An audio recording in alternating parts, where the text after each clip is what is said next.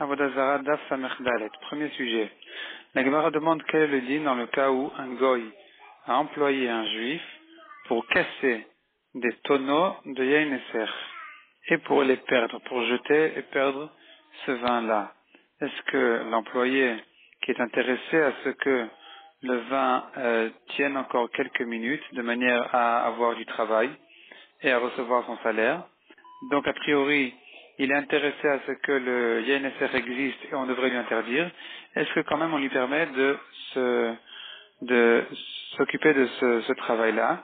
La Gemara dit que la halakha qu'il a le droit de le faire, puisque l'essentiel c'est que finalement, à la totale, on gagne le fait qu'il va perdre du issour, de la avera. Donc, puisque finalement, cet homme-là est intéressé, donc à la finale, de perdre, de verser tout ce YNSR, et donc on ne peut pas lui interdire cette chose-là, au contraire, on a un intérêt de lui laisser travailler, laisser faire, et donc c'est permis. De même dit la Gemara à propos de Kilaïm, malgré qu'on n'a pas le droit d'aider un goy à travailler sa terre dans laquelle se trouve des Kilaïm, mais si le goy est intéressé de déraciner ces Kilaïm, le juif a le droit de s'employer chez lui, de travailler chez ce goy-là, et de déraciner avec lui les Kilaïm. La Gemara l'explique de deux manières, soit selon Rabbi Akiva qui interdit de maintenir des Kilaïm dans son champ, Minatora, celui qui fait il est Chayav Malkout, et pourtant on voit que quand il a l'intérêt de cet homme-là, l'employé, a un intérêt que les Kilaïm tiennent encore quelques minutes de manière à pouvoir travailler et à gagner son salaire, quand même, puisque finalement la totale, il est intéressé de les déraciner, c'est permis. Donc ici aussi à propos des NSR, ça devrait être permis de casser, de s'employer à casser les NSR. Et d'après Rabbanan aussi, qui pense que de maintenir des kilaïm dans son champ, il n'y a pas de Issour Minatora, mais quand même il s'agit ici, quel est le chidouche de cette braïta? C'est de dire que malgré qu'il travaille, qu'il aide le goy gratuitement, or on n'a pas le droit d'aider un goy gratuitement, eh bien quand même, ici il a le droit de l'aider, puisque finalement, on gagne à ce qu'il perde le Issour et le kilaïm. Donc on voit ici que l'intérêt que l'on a de faire perdre la Avera est plus important encore que le Issour qui le transgresse au passage. Et donc on considère ça plutôt comme un maasé permis plutôt qu'une Avera. Donc finalement c'est permis. Deuxième sujet, la Gemara demande quel est le din d'un goy qui a dans sa main de la valeur de l'Avodah Zarah, un prix de l'Avodah Zarah. Est-ce que c'est permis ou pas? La Gemara dit que cet argent-là est permis. La Gemara ramène une première preuve d'une histoire où on disait à des guérim, les Chachamim disaient à des guérim, avant de vous convertir, vous avez intérêt en tout cas, à vendre tout ce que vous avez, puisque vous avez un mélange d'Avodah Zarah. Donc on voit ici qu'une fois qu'ils ont vendu, le prix de l'Avodah Zarah est permis.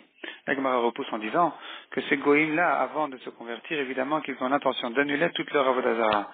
Or, un goï a le pouvoir, peut annuler sa Avodah Zarah, donc c'est pas une preuve.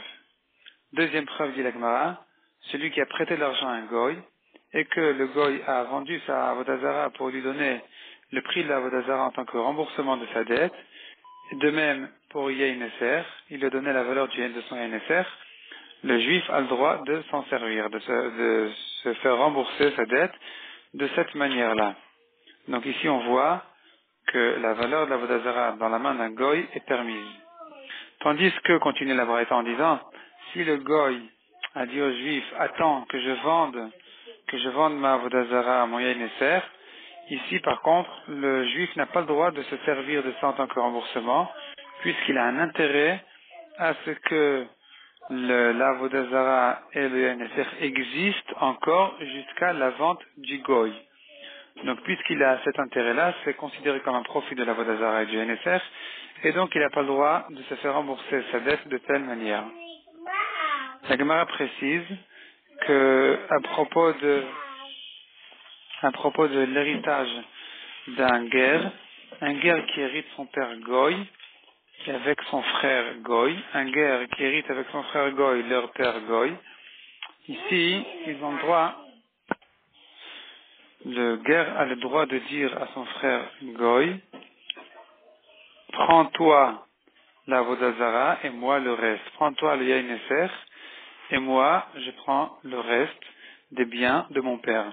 Malgré que ici le guerre a un intérêt à ce que la partie de la Vodazara, la partie du Yain Eser, existe encore pour pour que son frère soit bien d'accord de se partager de cette manière-là, quand même, on considère ici que le guerre a le droit de cette manière-là de profiter de la Vodazara indirectement, donc de prendre en fait en échange de la Vodazara le reste des biens de leur père.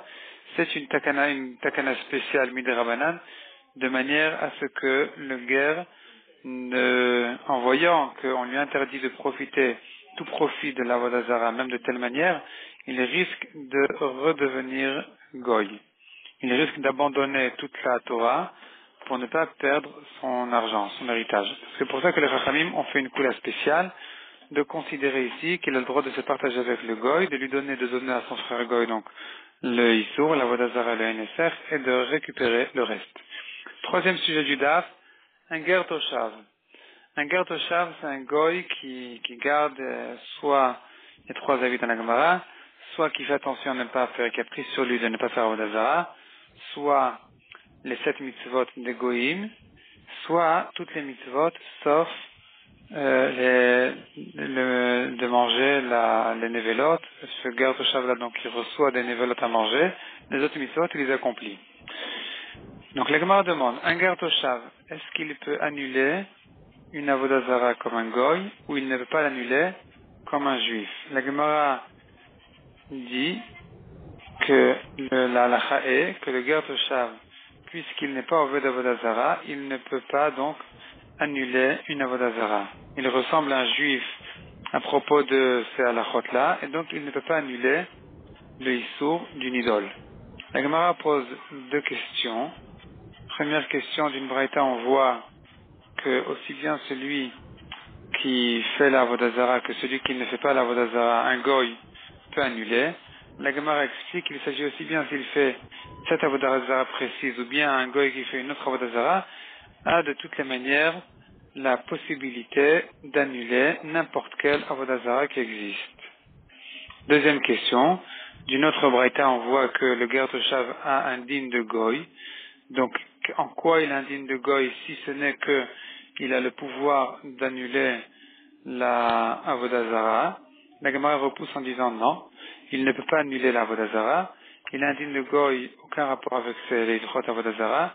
À propos des ilchot Shabbat, il a un din de goy, à savoir que s'ils n'ont pas fait de hérouv dans le bâtiment, donc ils se sont pas tous associés sur un pain pour permettre de sortir des maisons au bâtiment ou de rentrer du bâtiment aux maisons.